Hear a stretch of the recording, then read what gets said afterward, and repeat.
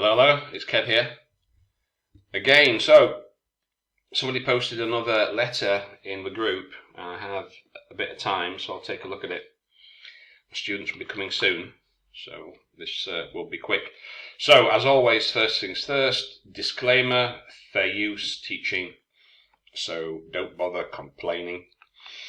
And we've got the official criteria, again, the public version, so teaching purposes only. So, let's get the letter open. Now, as before, they've written it by hand, and I did say if you want me to make certain comments, better if you type it, but obviously not. So, these are the notes. Again, fair use, blah blah blah. So, right, so audience and purpose. Now, let's just get this here, get my pen. There's something I wanted to mention first. Right. Audience, awareness, audience. In other words, who are you writing to? Right. Content appropriate to intended reader, audience, appropriate to reader, audience, appropriate to reader. That should give you a clue. Now, so you're writing to gastroenterologist. So, anything not concerning gastroenterology, I don't want to know. Right? So, you've got to put yourself in the shoes of the reader. Right? And think, okay, if I receive this letter, does it tell me everything that I need as the gastroenterologist? If there's extra stuff that I don't need, then that means your content, your conciseness and clarity score. You know, if you've got some irrelevant information, right? What's it say here? Anything that could be left out. Is there anything that you can leave out? Is it going to affect how I care for the patient? If the answer's yes, it's got nothing to do with what I would do, get rid of it. Don't include it. So as I've said before, 350, we need this, 25555, alright? So, where's the notes again? So what are we doing? So, urgent, so it's urgent, right? That's got to be clear. Urgent, pancreatic malignancy, possibility of cancer, okay, patient aware, a possibility, endoscopy. So it's pretty urgent, this one, yeah? It's pretty urgent. Okay, so let's have a look, see what we've got here. Right, to refer, Mr. Norsix. Right, now, if you've got the DOB, you don't need to put the age. And if he's retired, what difference does his previous occupation make? Is that going to affect how the gastroenterologist is going to do his business? Well, it's not, is it? So we don't need it. Now, some people put it to introduce the patient, but this is an urgent referral. We've got the date of birth. We don't really need that. And you can, Mr. Knowles, 68-year-old man. Okay, we can see that here. We don't really need this about retired management consultant. So features are suggestive. Your urgent assessment would be valued. Well, I'm sure it would, but why would you put that? I would, so you're just asking, can you do so? Right, the purpose. Immediately apparent, right? It's got to be clear, quick, precise, right? That's what they say, quick, precise. So, what you can do then, I'm writing to urgently request your assessment of Mr. Knowles, whose features are blah, blah, blah. You could do that in a single sentence, right? I'm writing so, you don't have to say refer. It's obvious it's a referral, so you can say I'm writing to request your urgent assessment of Mr. Knowles. Features are suggestive of. Thank you for seeing Mr. Knowles, whose features are suggestive of, for urgent assessment, etc. All right. Now, if he doesn't smoke without any information, what does that mean? It's an ex-smoker, was it? Did he stop last week? Did he stop 40 years ago? Without any information, that doesn't really irrelevant. Childhood eczema. What's that got to do with what you want me to do? I'm a gastroenterologist, so there's some irrelevance here. Actually, almost all. I mean, this might be of secondary importance. It's taking this, but childhood eczema, had his gall bladdered out. I mean, all right, that's operation, in the general region, but still, eczema. All right. So we don't really need that. All right. So first bit with Hartman, digestion, not right. Which was non-responsive, not responding. First presented with heartburn and indigestion, which was not responsive to regular antacid. You don't need hence, simply omeprazole twice daily for 8 weeks was prescribed, as well as blood tests were ordered. Right, so you don't need to really tell me that you've ordered some bloods, or, some blood kind of tests. You order them on that date. Why do I need to know when you ordered the blood tests? What I want to know is what the blood tests revealed, not when they were ordered. So you can just put that. Omeprazole twice every 8 weeks was prescribed. And what else? Did you give him any advice or? Okay, that seems a little bit short, but okay.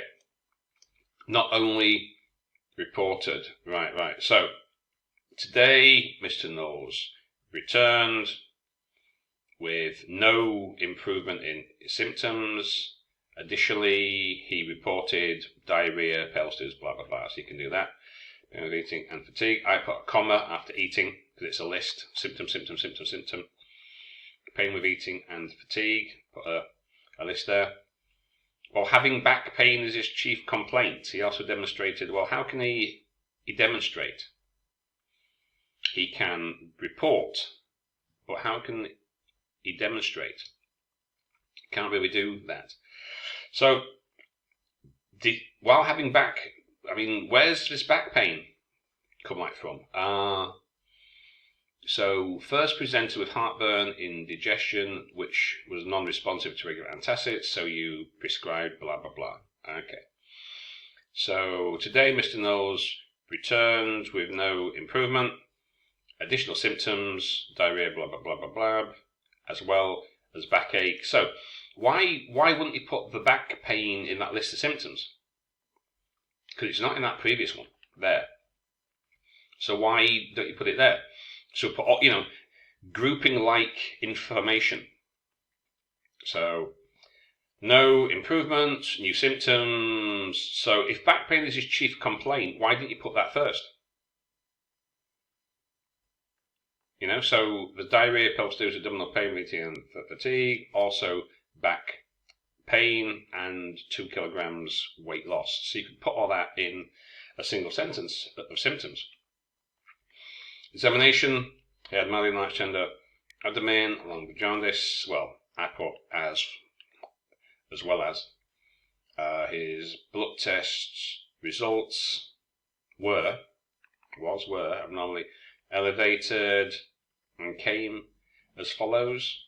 His blood test results were abnormally elevated and showed blah, blah, blah, blah, blah. All right? Do it like that. And the closing, your further evaluation of condition with endoscopy is incredibly highly appreciated. Right. Now, I keep seeing people using this, highly appreciated. What does that even mean? Highly appreciated by whom? By Mr. Knowles, presumably, but also by you. Why is it highly? So, all that you need, something like your closing, in view of the above, right? This is what most people do. I would appreciate, I would be grateful if you could, I would appreciate if you could evaluate, blah, blah, blah, assess, possible endoscopy, etc. Alright, because it just seems like there's no, where are we? So, there's no link between this paragraph, there's no gambit, so you have like, on the first, today, Mr. Knowles initially presented, or sometimes regarding his history, these kind of a gambit, as it's called, to introduce the topic of your paragraph. It jumps straight in. So I always put, in view of the above, I would appreciate your evaluation, endoscopy, blah, blah, blah. Okay, so not too bad, not too bad. The grammar part's good.